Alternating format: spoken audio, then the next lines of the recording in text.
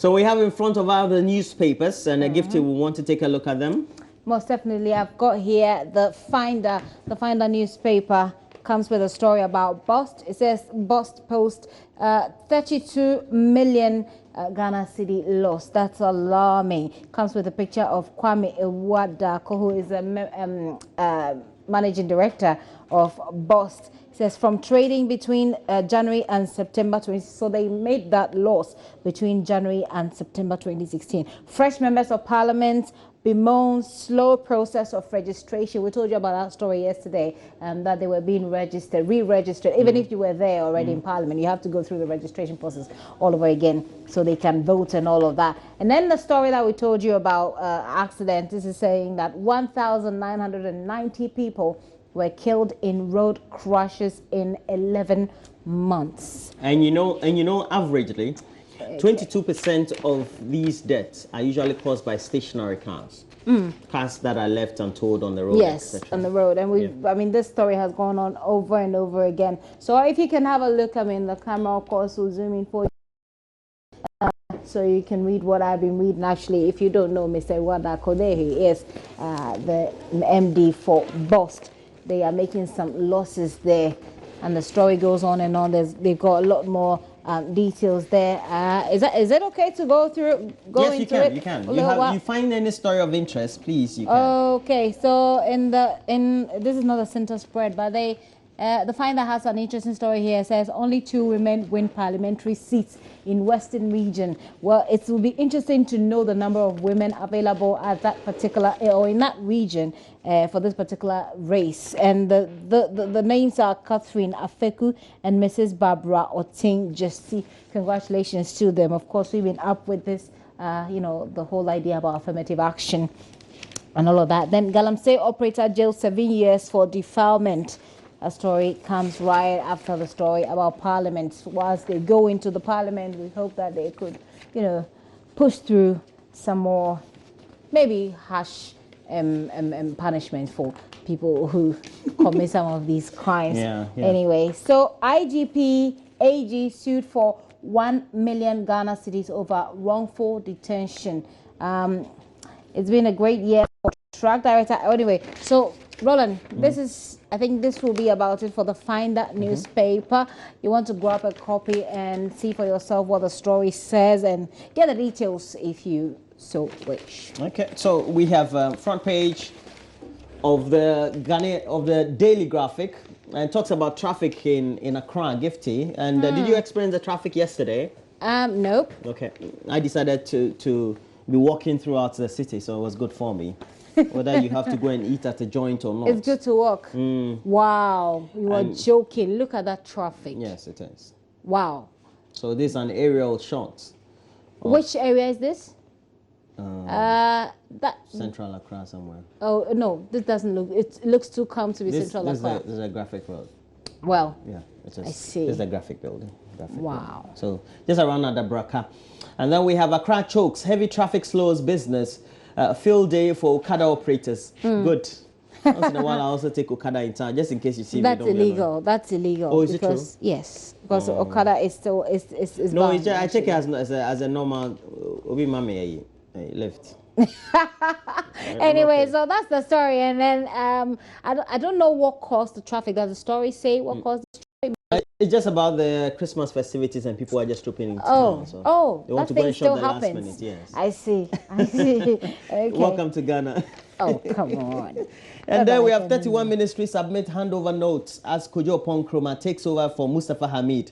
Oh, the graphic reporter just had to rub it in. Right? Not necessarily, because here in the Finder newspaper as well, there was that story. It says transitional teams reach compromise on last-minute contracts, and it comes with a picture of Madame Hannah Tete and, of course, Kojo Opon Krumah, which tells you that it's like the faces behind the transition teams or the people who will be speaking for the transition teams. Okay, so we have on the back page of the Daily Graphic, USAID present medical items to CHIPS compounds in Ashanti.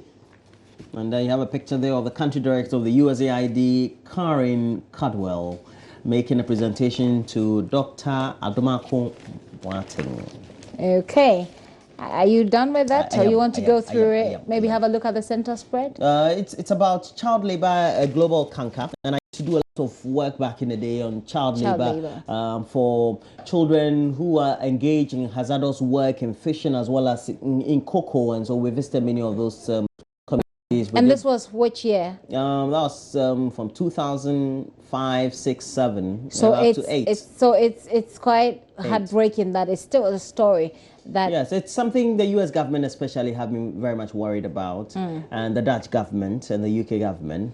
And then you get to find out when you go to a lot more of those communities, the children usually are the children of those parents who till the land in the cocoa growing community. So you go to it bothers you to think that why would it even have to take an external government to be much more? It appears, you know, that the external government, you mentioned the U.S., the Dutch government, that they are much more concerned than your own government. Yes, sure. And then since 2008, funding for such social interventions ran out because we needed to create the awareness for parents to be aware that you needed to engage your children to do some chores, but not to engage them in such a way that it impedes that it's harmful to their health. And that, I don't know if that's something that we really understand in our culture, because in our culture children are supposed to help with the chores and everything, but then we don't seem to get the line between making them do things that impede on their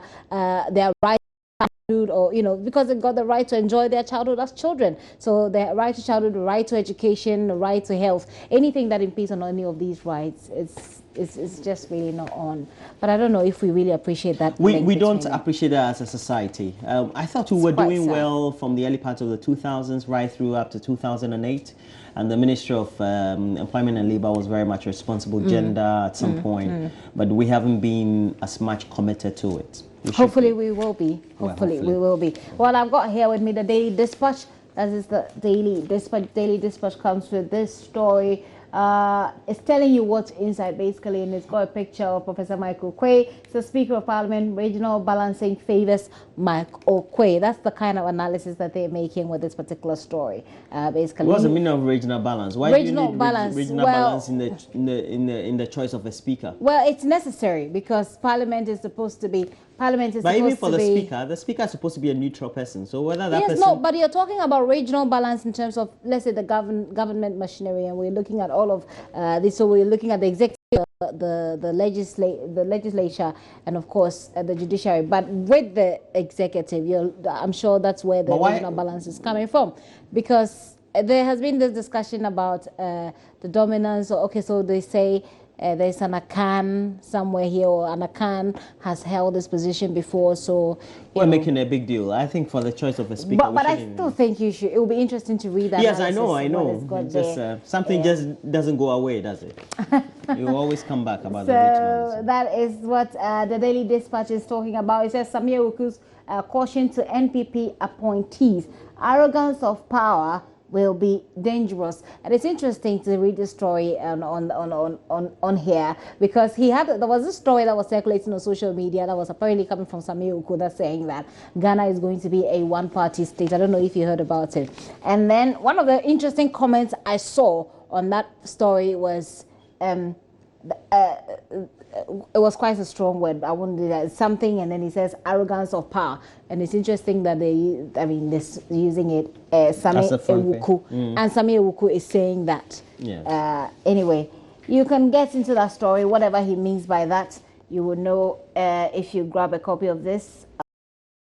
And then they've got an exclusive here. They say pink sheet result of 2016 presidential elections. What have they got? Pink sheet in there. Let me have a look at that.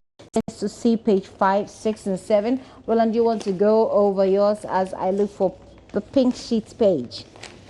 5, 6, 7. I'm on page 5. Okay. You've seen it? Yes, I've seen it. Okay, so you want to... Yes, most definitely. So they've got the regional breakdown here, and it's it's a shot of the pink sheet apparently. So if you want to have an idea of the figures for yourself, of the figures for yourself, the Daily Dispatch got it. You want to have a look? There you go. Okay. So All right, so we have the Daily Guide. It has on the front page new MPs pop up. You have pictures there of Cynthia Morrison, Ras Mubarak, Alfred Okuvandapoy, Mavis and Kansa Bwedu, and we have Nana Iya Kwansa, and then we have Andrew Mesa. Very good morning to you, Andrew Mesa, and then Dr. Zanato Rollins also there. So the new MP, some of them. That's the Osulagata. And then you have Barbara Altingesi. Barbara Asha AC. Very good morning to you, Mr. EC. You teaching in Fransipim School. I hope that you're doing well, George. And that you will do well in this position. We wish you all the best. And it's exciting to see females up there. A quick story that I found in the Daily Dispatch is a story that obviously will be attributed to Joy News. That is Mr. Kwekubako. They're saying that NPP's old guards should not go on ministerial positions. It says these are old faces. I mean, there are new faces. There are people who can do the job as well. And I heard him, I mean, on Saturday talking on Newsfile, he said that it is for their own good that they do not go after ministerial positions, the old guards, he says. So that story is there. And I would take a rest then. This is President Mahama there, who is, being an effective instrument in what's happening in Gambia, trying to restore some sanity in what's happening in Gambia. Then he says that he's going to take a rest after all of these, election heartbreaks, I believe. Okay, we can move on from there. He needs a rest. He does. Can I do this one? All right, so we have the Today newspaper. It says Xmas fever grips Ghanaians. I saw Gifty yesterday. She was all over the place. Seriously? Weren't you? It's all after the general elections. I don't know. We kept complaining, skinny chrome.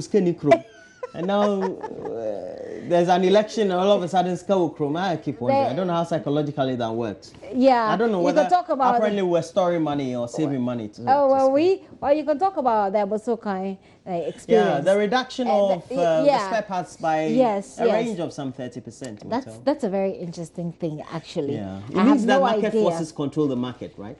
It's a shame. It's a shame. That's why you need some Karl Marxists to tell you that capitalism is really not the thing for us. Anyway, this is the Republic. The Republic says Mahama bids farewell. Comes with one of, if you ask me, the most used pictures of President Mahama. Handsome man. Some people would say fine boy. The story says he's embarking on a thank you tour, and I'm sure that you've heard about that. There are concerns, actually. I mean, some people have said that, is this really necessary? Why is he going to do that? But some people have also said that, well, in Ghana we like to show appreciation. So when you do something for somebody, you go around and to say thank you to you. That's a discussion that can go on and on. Down of President-elect Nana Addo Dankwa Akufo-Addo. It says that Akufo-Addo zooms off to Nigeria. You know that story. We brought you that story yesterday. And then it's got petroleum price indicators as of 16th December 2016. What do we have here? Crude oil, petrol. Okay, I can't really see the figures, unfortunately. So I'm just gonna go over that. And they've got details of the story. Ash FM journalist declared missing since December 7. He had gone out to vote. I'm gonna try and hold up picture just in case you've seen him anywhere. Let him know that people are looking for him. Can I get his name? Let's see. So I'm gonna go quickly through this one. It says that Kumasi-based Ash FM's Dasibre Ej drama is reported missing since Wednesday, December 7, 2016. So this is the picture right here. Am I doing a good job with this? Okay, let's see. There. Hopefully you have a better idea. So, is there any number to? No, there isn't any number. But of course, you can get to any nearest police station, and if you got any information that will help us find him, please do. So that is a story. He apparently went out to vote on 7th and to do his work as well, but he's never showed up afterwards. So Then there's a story about Akufo-Addo, and I can go on and on and on, but I'm going to let you go on. Okay, so I have the last paper. I look at the Ghanaian Times. It has on the front page, government hands over notes to MPP team. We have soldiers brutalizing Kwesimintin police and concerned teachers sacking top officers. We also have up there, President-elect end tour of Nigeria today. Okay. You just have to win elections in Ghana, and then you take over the front page of the state media. Seriously? How fortunes change overnight. That's how it is. Well, okay. I know you don't want to comment about it. Sometimes I just want to sound a bit controversial. Well. And then we have this, give us a competent minister, Farmer Tell. Okay, Farmer Tell's president-elect, or Farmer's Tell president-elect. It should be Farmer's Tell. 1,990 perish in road accidents, and averagely, 22% of the deaths of these deaths are caused by stationary cars. Cars that get accidents, cars that get broken down the roads when we don't pick them up.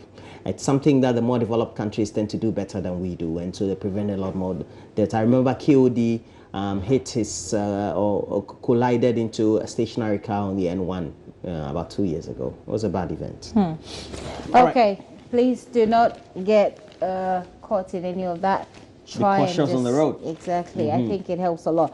Just a story that I saw and I thought to bring it to your attention is tensions rise in DR Congo as President final term expires without election. And I thought you should know, because I think it's quite pathetic that we're having this, these trends, and sometimes you wonder whether it has anything to do with what's happening elsewhere, whether or not some of these leaders tend to take cues from what's happening in other countries, because we've just seen what's happening in the Gambia. Right beneath that story is a story from Zimbabwe that says that Zimbabwe's ZANU-PF confirms Mugabe as 2018 election candidates. Like, seriously.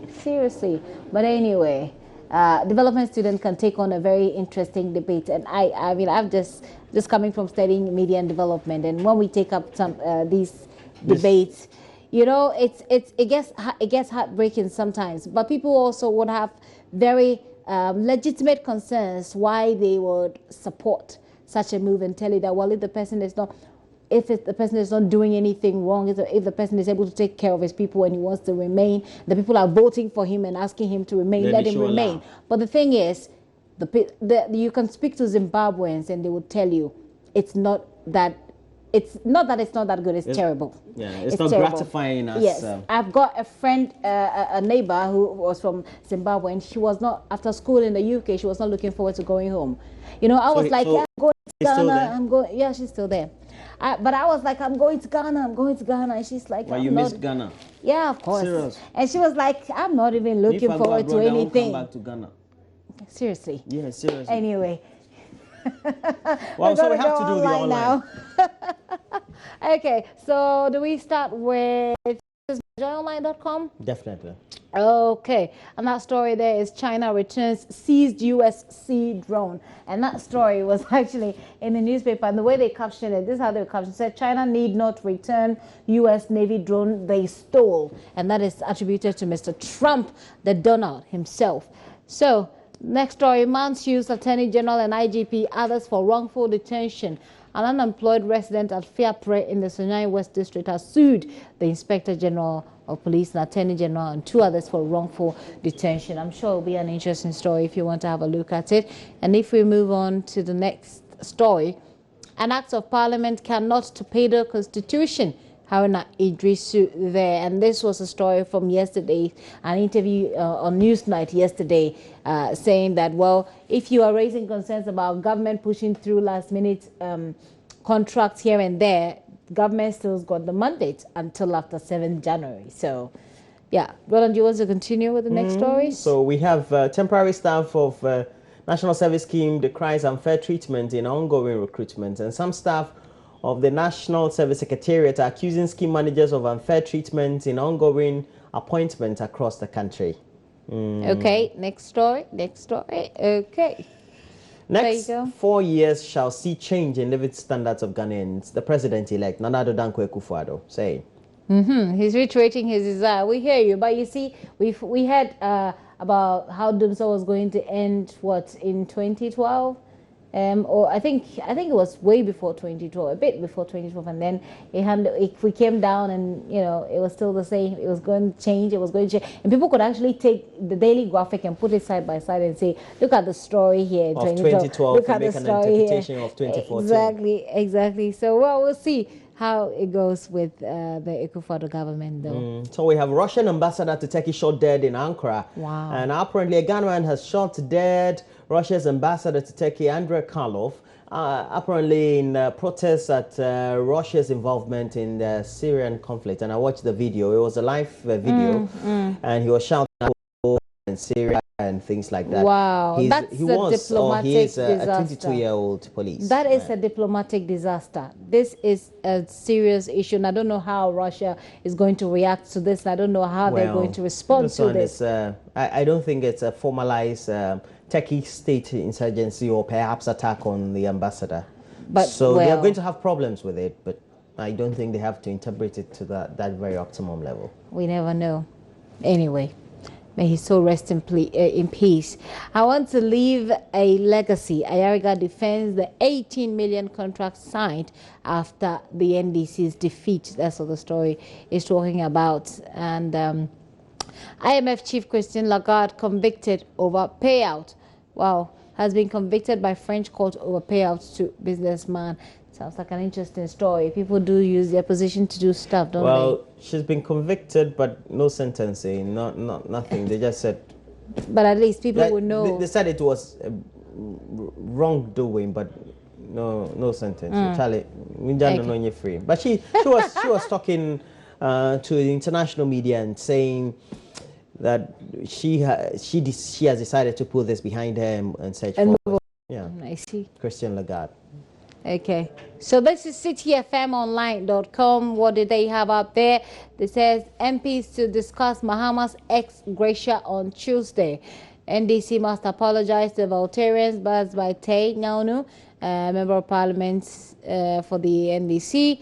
Mahama Ayariga defends last minute 18 million e-waste contract. The transition team agrees on last minute contracts. Those are all stories that we've gone through already. There's a very typical, well, it's quite terrible looking picture of a typical accident and it has to do with a story about 44 people who have perished in accident between it was September, I think, and December. A total of 44 people died. Yes, between December 7 and 10. Between December 7 and 10. Comes with a picture as well. Also, there's a story that comes with a picture of Kojo Nkrumah. It says Kojo Nkrumah is now the spokesperson for the NPP transition team. Mahama to take a break from politics. Those stories are running all through the newspapers. Roland, your turn. So we go to the Africa page of the BBC and we give you highlights. US threatened over fake Ghana embassy claim. And how can this be? This is a house. Yeah. And apparently so this is here in Ghana. The landlord is not happy. He's not happy? Well, he should have known what the tenants were into. I mean, what do they do? What's their job? How are they paying you? You know what I mean? Yeah. So these are some of the things that you should be vigilant about. You don't come and be unhappy when... And so they say the Ghanaian landlord is threatening legal action over claims that the fake U.S. embassy operated from his building. Really? And Gambia has recalled the U.S. ambassador, and we have other updates. But you go up, trying to give Kabila the red card. Charlie, the man stay, no one left. DR Congo again. The president's term in office is due to expire, and he doesn't want to get out of office. He doesn't want typical, to leave. Isn't it? Yeah. Okay. I think Ghana will try. Yes, I've got friends in Zimbabwe who are really impressed, really impressed with the way our election has The president gone. will call the one who won. I can imagine Mugabe calling somebody. Well, it won't even happen. Maybe he can send a messenger, but maybe not. Maybe not Mugabe, but of course Yaya Jammeh, congratulated Mr. Barrow before he changed his mind. So at least that's a step in the right direction. Except that he took one step. He took one step forward and then he appears to have taken about 3 backwards. And that's very typical, apparently, of Mr. Yaya Jammeh. But hopefully, this thing, really get worked out really well, and then the people do not suffer, because most of the time, almost all the time, when these things happen, it is the people who suffer. The people who suffer, and that comes down to children, women, and children, and any other vulnerable group in the society. This is obviously not the way we want to go. All right, so we want to take a break, and I know you like football? No, but I'm beginning to like football because it looks like... When you were in England, you never went to a game? No, actually, I lived in Wembley. I walked by the Wembley Stadium every now and then, but I never entered. Yeah, I can imagine. But I'm beginning to like football. I think I like Arsenal. I watched one of their games and they were scoring live, like it was... or on TV? On TV, of course. And I said, yes, Arsenal, they were scoring like 7 goals. Really? And I was like, these days their goals are hard to come by. You should have known. Oh, please. Did you watch their last match? So that was how I got impressed. I got impressed with their performance. So I'm beginning to like Arsenal. Yeah, they play. We're told that in England they play the most romantic football now. Okay, romance is good. Other than Manchester City. Romance is good. Romance is perfect. Arsenal, you've got me. We're taking a break. When we come back, Benedict also will be here with a lot more sports. Please do stay on. We'll be right back.